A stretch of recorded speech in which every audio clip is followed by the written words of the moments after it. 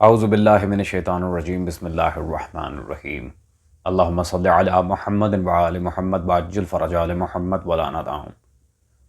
تمام مومنین کو یا علی مدد والسلام علیکم ورحمۃ اللہ وبرکاتہ۔ سامعین گرامی قدر، یہ ویڈیو بیسیکلی مجھے کبھی بھی ریکارڈ نہیں کروانا تھی، لیکن حالات کے پیش نظر اس بندے کا آج تک کسی نے اس معاملے میں علمی رد نہیں کیا تھا۔ ویڈیو کا ٹائٹل اور تھمبنیل تو آپ لوگ دیکھ چکے ہیں۔ Oral sex in Islam, is it permissible اور ناٹ؟ اورل سیکس اسلام میں جائز ہے یا نہیں؟ کیونکہ اس طرح کی گھٹیا باتوں پہ ہم نے کبھی ویڈیو بنائی نہیں ہے، لیکن اس بندے کی جہالت، نادانی، بدبختی اور گندی نیت اس نے مجبور کیا کہ اس شخص کا جواب دینا ہے، اور اگر یہ اپنی بات سے رجوع کر چکا ہوتا تو میں نے کبھی بھی اسے جواب نہیں دینا تھا، لیکن اس کی بدبختی نے اسے زور کیا اور اس کی جہالت مطلقہ نے باقاعدہ اس پہ اڑائے رکھا۔ اور جب آپ دلائل سنیں گے آپ کو پتہ چل جائے گا اس نے کیا جہالت ماری ہے۔ یہ ویڈیو میں پہلے ہی واضح کر دوں کہ شیعہ مسلک کے لیے نہیں ہے، اور ویسے بھی ناسبیوں کا زیادہ تر رد جب الحمدللہ یہ فقیر کرتا ہے تو صرف اور صرف اس لیے کہ میرے سنی بھائی بہن اور ان کی آنے والی نسلیں وہ بھی میرے ہی بچے ہیں۔ جس طرح شیعہ خواتین میری بہنیں ہیں، ویسے ہی اہل سنت خواتین بھی میری بہنیں ہیں۔ ناسبی عورتوں کی بات نہیں کر رہا، وہ خواتین اہل سنت جو اہل بیت صلوات اللہ علیہ مجمعین سے بے پناہ محبت کرتی ہیں، وہ میری بہنیں ہیں۔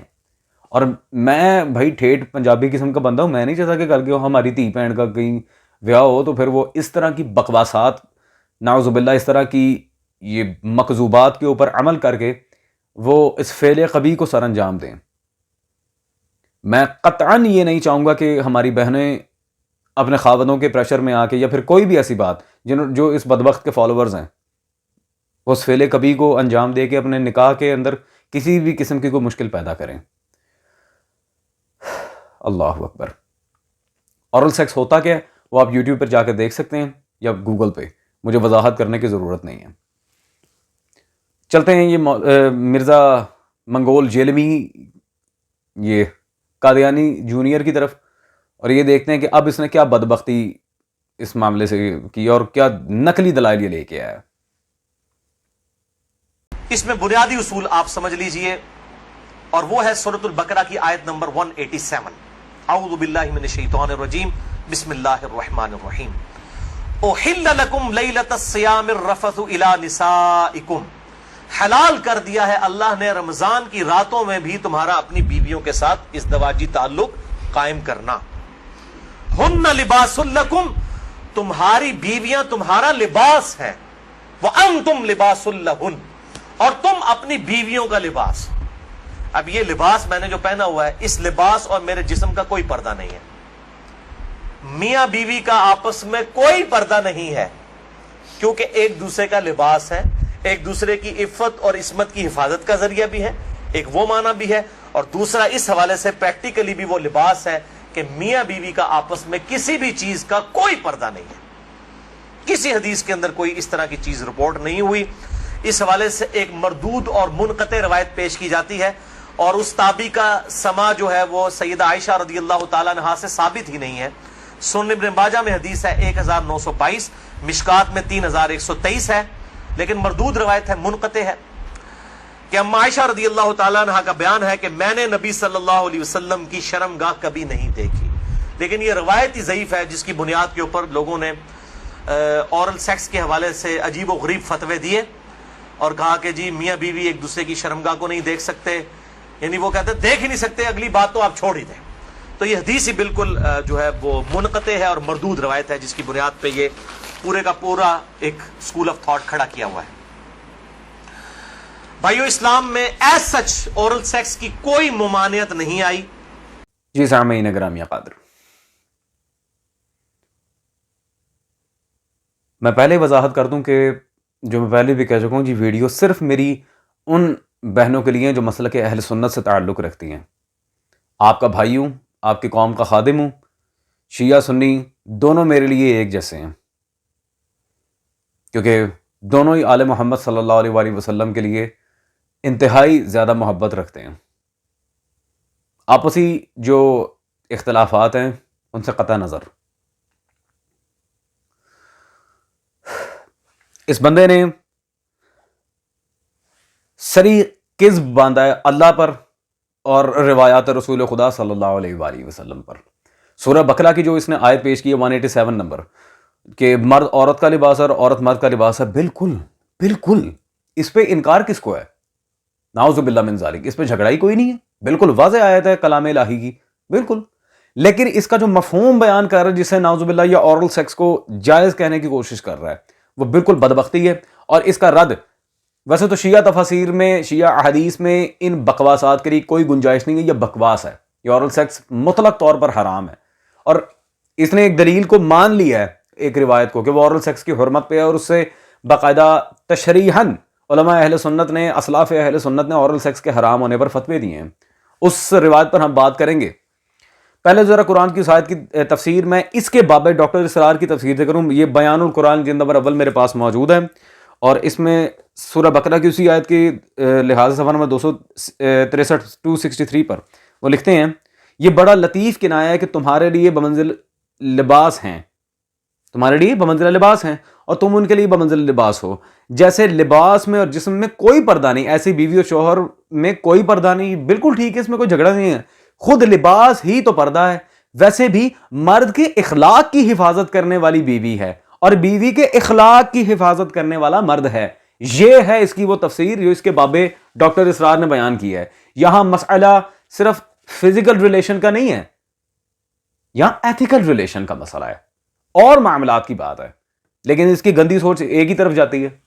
عزیزان، مرد اور عورت بالکل ایک دوسرے کا لباس ہیں، اور مباشرت یا ہم بستری یہ ٹھیک ہے، قرآن و حدیث سے ثابت ہے، اور ٹھیک ہے، ظاہری بات ہے تاکہ بدکاری نہ ہو، فعل حرام کی طرف نہ جائیں، بالکل ٹھیک ہے، زنا کا ارتکاب نہ کریں دونوں جنس مرد اور عورت. لیکن اس سے اورل سیکس کہاں سے جائز ہو رہا ہے؟ اس میں اخلاقیات کا درس آ رہا ہے باقاعدہ آگے، اور تفاسیر اہل بیت میں بھی تقریباً اس سے ملتی جلتی روایات موجود ہیں. تو ڈاکٹر اسرار اس کے بابے نے واضح تفسیر کی ہیں. اب اللہ جانے یہ اپنے بابے کی تفسیر بھی مانتا ہے کہ اس کو بھی فارغ کروا دے گا، کیونکہ ایسے بندے وہ کہتے ہیں نا مشکل وقت میں لوگ گدھے کو باپ بناتے ہیں، یہ باپ کو گدھا بنا دیتا ہے کیونکہ وہ خود بھی گدھا ہی ہے. خیر عزیزان، سب سے بڑی بونگی ابن ماجہ شریف کی، مشکات کی و دیگر کتب میں جو روایت آئی ہے، دیگر کتب سے مراد کون سی میں بھی بتاتا ہوں، شروحات مشکات میں سے ایک.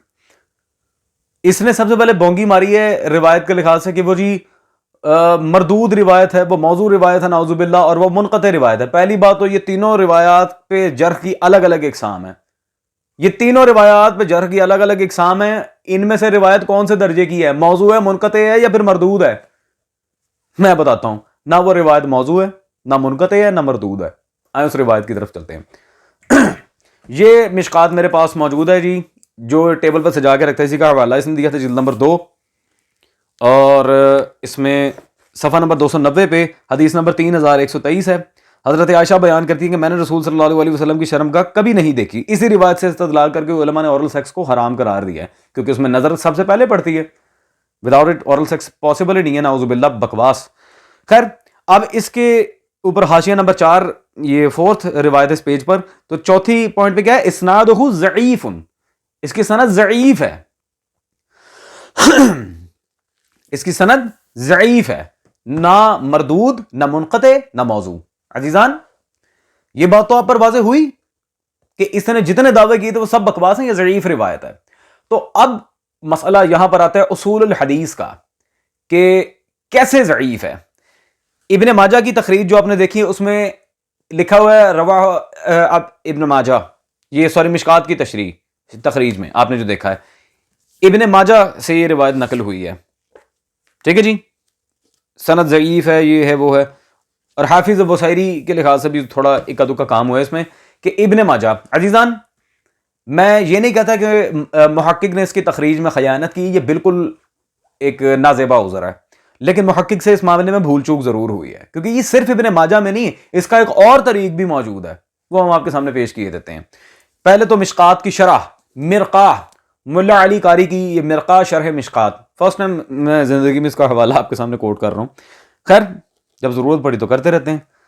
اس کی یہ مرقہ کی جلد نمبر 6 ہے، صفحہ نمبر 355، کتاب النکاح، اور وہی روایت یہ 3123 نمبر، یہ حضرت عائشہ والی۔ اب یہاں پہ آپ غور کریں، رواہ ابن ماجہ بالکل، لیکن وَأَحْمَدٌ فِي الْمُسْنَدِ، امام احمد نے اپنی مسند احمد بن حنبل شیبانی میں بھی اسے روایت کیا ہے، صرف ابن ماجہ سے نہیں، اس کا مسند احمد میں بھی ایک طریق موجود ہے الحمدللہ، تو اس کی سند پہ تو کوئی کلام نہیں ہے۔ وَأَيْضًا حافظ ترمذی نے اسے شمال ترمذی میں بھی ذکر کیا۔ خیر عزیزان، اور اس پہ ملا علی قاری نے چیپٹر کیا بندہ ہے؟ کمال حیا۔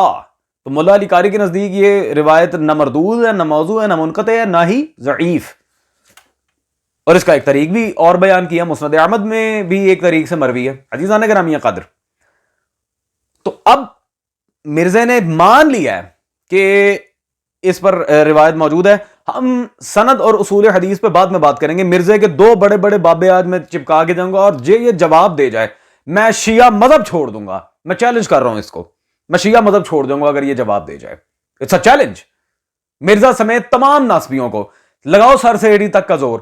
میری اہل سنت بہنوں کی عزت و عفت کا سوال ہے، لگاؤ سر سے ایڑی تک کا زور، کیونکہ اس کی بکواسات پہ شیعہ تو چلتے نہیں، یہ سنی بہنوں کو ہی گمراہ کرے گا اس معاملے میں۔ لگا لو سر سے ایڑی تک کا زور، میرے اہل سنت بہن بھائیوں کی عزت کا سوال ہے، میں بھی ابھی زندہ ہوں بیٹا، اور جب تک یہ فقیر زندہ، یا تو میں چھوٹا سا ایک حل دے کے جا رہا ہوں، یا تو مجھے مار دو، یا پھر جب تک میں زندہ ہوں میں سنی بہن بھائیوں کو گمراہ نہیں کرنے دوں گا تمہیں، یہ میرا وعدہ ہے، دعویٰ ہے، اور تمہیں چیلنج ہے۔ عزیزان اب اس کی بات سنیں، اس کی بات پہ غور کریں۔ ایز سچ کوئی اورل سیکس پر قرآن و حدیث میں ممانعت نہیں آئی، بسیار خوب، ابھی ممانعت آئی بھی ہے، اس روایت کا ہم نے طریق دکھایا، اب اس کی صحت پر بات کریں گے، ممانعت ثابت کر کے جائیں گے، بیٹے چھوڑوں گا نہیں تجھے میں۔ اچھا، ممانعت نہ آنا اگر جواز کی دلیل ہے، منع نہ ہونے پہ، ویسے اصول تو اس سے ملتا جلتا یہ، لیکن چلو ممانعت نہ آنا جواز کی دلیل ہے، تو بیٹے میلاد کے اوپر کیوں بھونکتے ہو؟ عزاداری سلطان دشت نینوا پہ کیوں بھونکتے ہو؟ ہم مولا عباس کا اگر علم نکال لیں اس پہ کیوں بکواس کرتے ہو؟ حالانکہ اس کے جواز کے دلائل ہم نے انبار لگائے ہیں، اور اس کے بزرگ بابوں کے، اس کے مجددین کے حوالہ جات باقاعدہ سے دیے، تاکہ اس کے پاس راہ فرار ہو ہی نہ کسی بھی طریقے سے۔ تو جب عدم جواز کے طریقے پہ یہ اورل سیکس جیسی گھٹیا حرام فحش چیز تم جائز کر رہے ہو، تو کیا رسول خدا صلی اللہ علیہ وسلم کی نیاز بنانا جائز نہیں ہے؟ عباس ابن علی کا پرچم نکالنا جائز نہیں ہے؟ پھکی آپ کے اصول پہ آپ کو لتر پڑ رہے ہیں مرزا جونیئر صاحب، پھکی۔ بیٹا میں نے اس لیے کہا تھا کہ جا میرا چن خدا دا نہ جے، جا شاباس، کوئی وہ کیا اسے کہتے ہیں، کوئی سیمنٹ کا، بجری کا، جو تو انجینئر ہے یا اللہ جانے پلمبر ہے یا مستری ہے، پتہ نہیں کیا چیز ہے، شرم نہیں آئی اس بے غیرت انسان کو جس کی منع پر دلیل ہے، اور یہ خود تسلیم کر چکا کہ اسی روایت کی شرح میں علماء اہل سنت نے، فقہاء اہل سنت نے اس گھٹیا چیز کو حرام قرار دیا ہے، اس بے غیرتی کو حرام کہا ہے، مکروہ تحریمی کے فتاوی موجود ہیں۔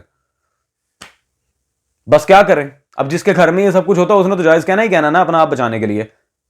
جیسے جن کے گھروں سے لڑکیاں بھاگ جاتی ہیں، کل کو فتوے دے دیتے ہیں وہ پھر کہ جی سید زادی کا نکاح غیر سید سے جائز ہے، لانتی۔ وہ تو جب حرمت سادات پہ ویڈیوز آئیں گی ان کا بھی الحمدللہ ہم باجا بجائیں گے پکڑ کے۔ سب سے پہلی بات، چلو مان لیا سند ضعیف ہے، تو ضعف سند کیا متن پر بھی حاوی ہو جاتا ہے؟ بالکل نہیں، بالکل نہیں۔ عزیزان میں دلیل دوں گا، یہ حافظ ندیم ظہیر کی مرتب کردہ اشاعت الحدیث زبیر علی زئی صاحب کی حیات و خدمات پر، زبیر علی زئی مرزا کا پہلا بابا، ابھی اس سے بڑا بابا دکھاؤں گا میں، اصول حدیث پر بات کریں گے، صفحہ نمبر 129 پہ حافظ زبیر علی زئی صاحب نے یہاں پر لکھا، اس کی عبارت نقل کی ہے بحوالہ مقالات، کہ بعض اوقات حدیث ضعیف ہوتی ہے لیکن مسئلہ صحیح ہوتا ہے، کیونکہ اس کی تائید اجماع یا آثار سے ہوتی ہے۔ اجماع تو اہل سنت کا ہے، ہم نے مسند احمد کی ایک اور طریق آپ کے سامنے رکھی ہے ملا علی قاری کی مرقہ سے، اور ملا علی قاری نے کوئی جرا نہیں کی اس پہ۔ عزیزان تو پتہ چلا سند کا ضعف کبھی بھی متن کو حاوی نہیں کرتا اگر دوسری روایات نہ ہوں تو۔ اول تو مسند احمد کا طریق ہے۔ دوسرا بابا مرزا صاحب کا، ناصر الدین البانی، اس کی کتاب سلسلہ احادیث ضعیفہ، اس پہ بات ختم ہو جائے گی انشاءاللہ تبارک و تعالی۔ اس کے مقدمہ میں صفحہ نمبر 14 پر جب ہم چلتے ہیں تو یہ بلا وجہ جو جرح کی جاتی ہے، جسے جرح مبہم کہا جاتا ہے، جو کہ جرح مفسر نہیں ہے، اس کے بارے میں وہ لکھتے ہیں بہت سی احادیث ایسی تھیں کہ جو محض سند کے اعتبار سے ضعیف تھیں لیکن متن اور مفہوم کے اعتبار سے کیا تھیں؟ درست تھیں. سو ان کی ضرورت رہتی تھی. اس طرح ان کے اخراج سے ایسا ذخیرہ حدیث ضائع ہو جاتا. اللہ اکبر. ضعف سند موجود تھا، ضعیف السند تھی لیکن قوی المتن تھی. یہ کون کہہ رہا ہے؟ ناصر الدین البانی، مرزا صاحب کا بابا، محدث بقول اس کے، گستاخ رسول تھا ویسے تو یہ. عزیزان،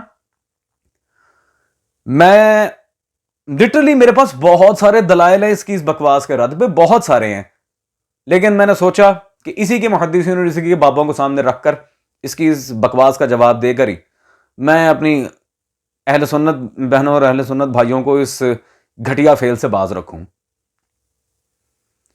دعاؤں میں یاد رکھیے گا. مولا حسین آپ سب کو اس پاگل انسان سے، اس ذہنی مریض جاہل مطلق سے اپنے حفظ و امان میں رکھیں. باقی اس کی جو بکواس آتے ہیں وہ میرے پہ چھوڑ دیں. ہوتی ہے آپ سے ملاقات اگلی نشست میں. مولا حسین آپ سب کا ضامن.